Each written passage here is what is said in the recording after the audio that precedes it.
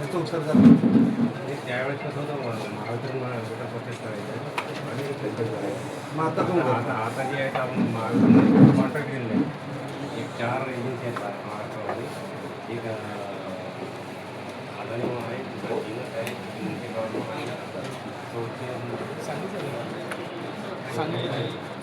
चार एजन्सी आहेत. 4 कंपन्यांना हे काम होतं. त्यात पुणे आणि मुंबई त्यांना ते अदानी मराठवाड्यात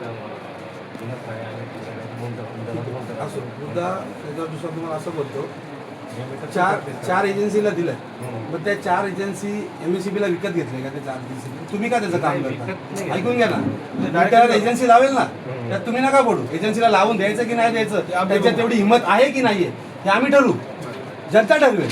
तुम्ही का त्यांना सपोर्ट करा? एक तर तुम्ही इथं मीडिया समोर स्पष्ट करा की आम्ही अदानीचे सेल्समॅन आहोत.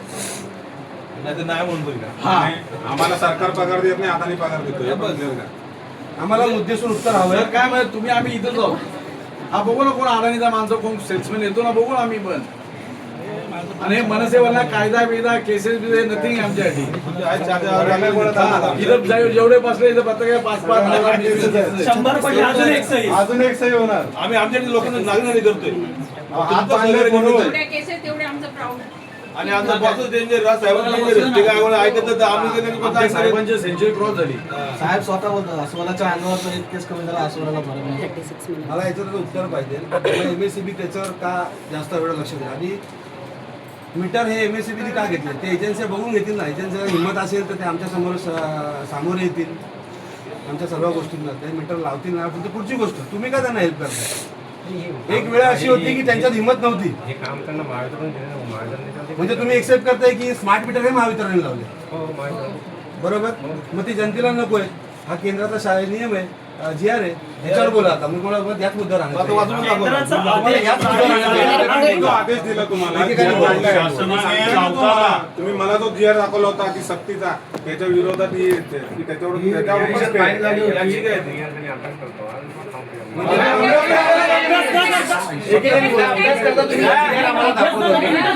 विषय एवढे चालू आहेत, एवढे महाराष्ट्रात एवढे विषय चालू आहेत, भारत देशात एवढे विषय चालू आहेत, बदलापूर एवढं पेटलेलं आहे.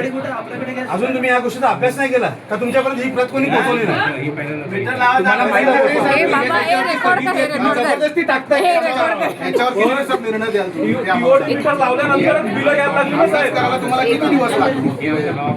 ऐका ना सर, GR तुम्ही आता म्हणालात की हे तुम्हाला आत्ता मिळालंय. काल सुद्धा अनेक 20 ग्राहक आले होते, सत्ताधारी आले होते. पण तुमचं असं म्हणणं म्हणजे असं समजावं का लोकांनी की तुम्ही दिशाभूल केली काल त्यांची? तसंच केलं त्यांनी. एक मिनिट, तुम्ही तो GR दाखवून त्यांचं तोंड बंद केलं ना काल. हा GR दाखवला तुम्ही, राजपत्राची तुमच्याकडे प्रत दाखवली, पण तुम्ही अधिकारी तुम्हाला याच्या संदर्भात काय नव्हती. फाईल का केली? कारण तो कायदा आहे, फाईल आहे ना. आता माहिती पडले तर आता बंद होईल का? किती दिवसात निर्णय होईल? साहेब पुढे काय होईल? बसतील आमच्या लॉजसोबत चर्चा करतो त्यांच्यामध्ये ऐका ना साहेब, याच्यावर तुम्ही चर्चा अभ्यास काय करायचं करा. आम्हाला एकच फक्त सांगा की बदलापूर शहरामध्ये हे मीटर लावणं बंद होईल का नाही. आणि बाकी बाकी आम्हाला काही ऐकायचं नाही इथं. आणि ज्यांचे लावलेलं ते पण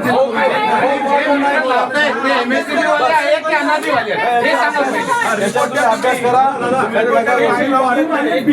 काय करणार ते विचारा.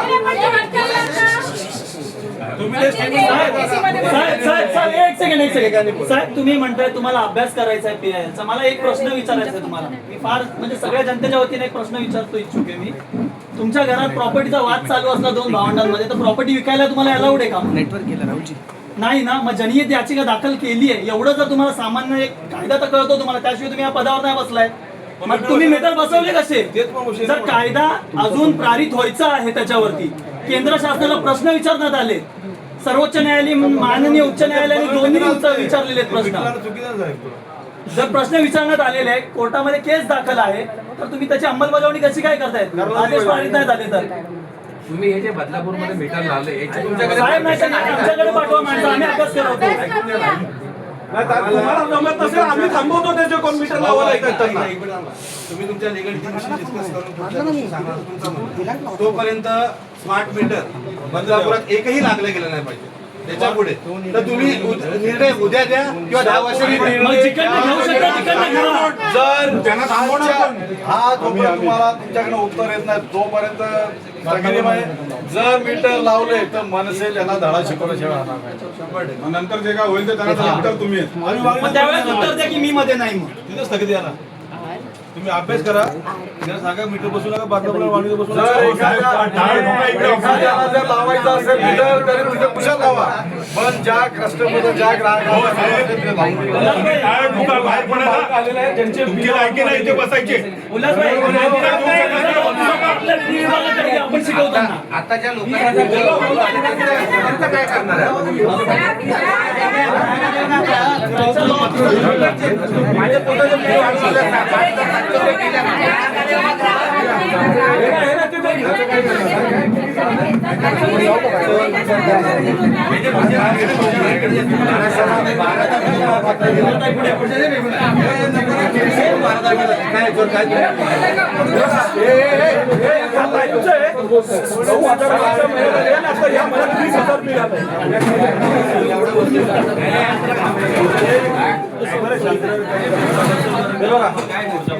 हो,